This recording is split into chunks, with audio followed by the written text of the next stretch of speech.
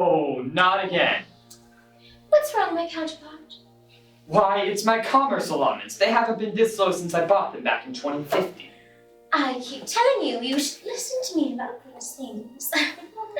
Mine just about global diversification, and my allotment credits should be satellite transferring as we speak. Don't you just love the global net? Yeah, it allows me to lose credits at the speed of light.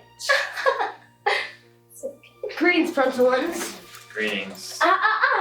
Just a moment, young offspring. Counterpart, didn't you want to engage in verbal communication with this young descendant? Huh? Mm-hmm. Huh. Mm-hmm. Oh. Ah. Mm-hmm. Well, yes, I did.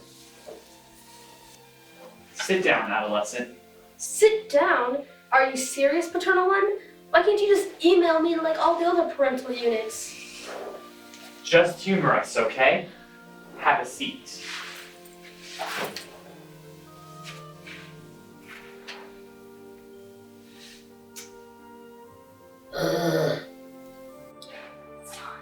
So, how are your educational processes going? Oh, fine. Periodic testings are coming up soon, but I'll be prepared. I promise. Well, actually, that's exactly what we wanted to communicate with you about. What's so important that we have to communicate about it? Well, your educational advisors gave us a transmission, and they indicated that you've been using those inappropriate phrases again. What are you talking about?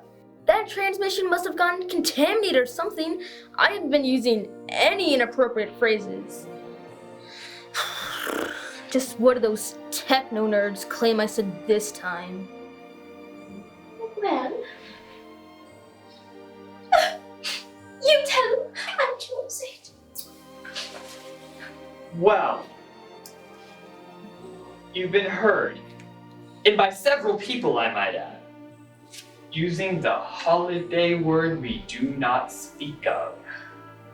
The holiday word we do not speak of? Do not play smart with us, young adolescent. You know exactly what we are talking about. It's the one used to describe the winter celebration of giving.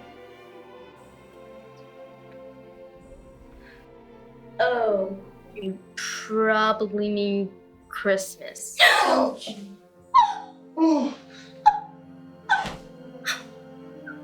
just don't understand you, young adolescent.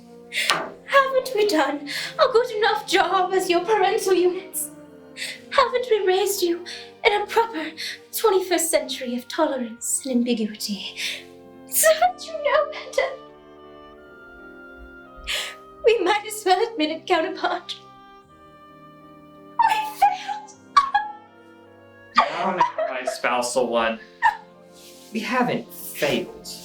We have completed far too many online interactive parenting video seminars to be failures.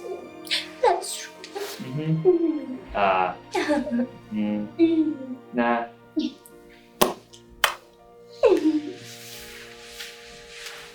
Adolescent.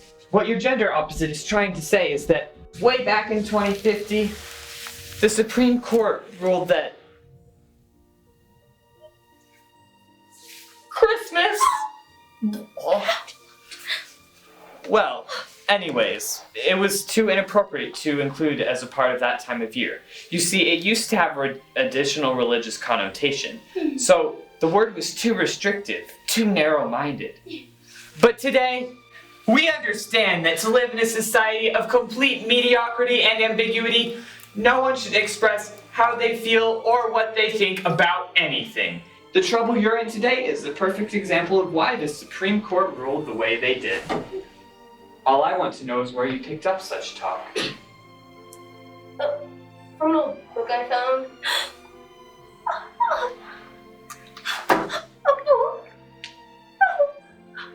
Counterpart, it's worse than we thought.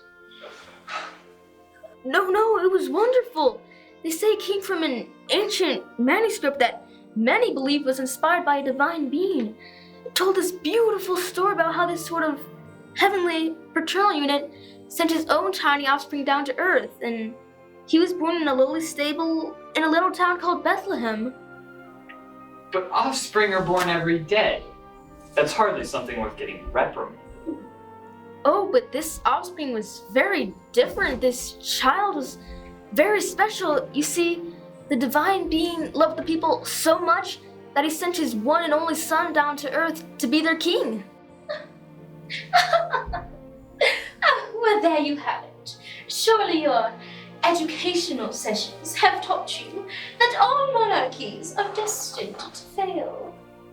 There couldn't have been much to this divine being if all he did was establish a monarchy. But it was so much more than that. You see, this baby king was to grow up to serve the people that he ruled over, and he loved them so much that he even died for them. He died. Doesn't sound like much of a king then. So is that all there is to this story? Well, I haven't finished it yet, but I have a feeling that there's a whole lot more to it. Well, what does this have to do with this? Christmas nonsense. This child was called the Christ. Christmas was the celebration of his birth. Well, if this Christ, was so grand, then how come we don't hold his birthday in high regards to this day?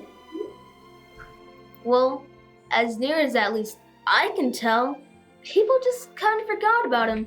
Over time, their celebrations began to center around who could get the biggest presents and who could decorate their dwellings the gaudiest and who could throw the biggest parties. It got so bad that most people used more than their allotment of credits, which was a major cause of the great financial crash of 2008. It's pretty sad, really.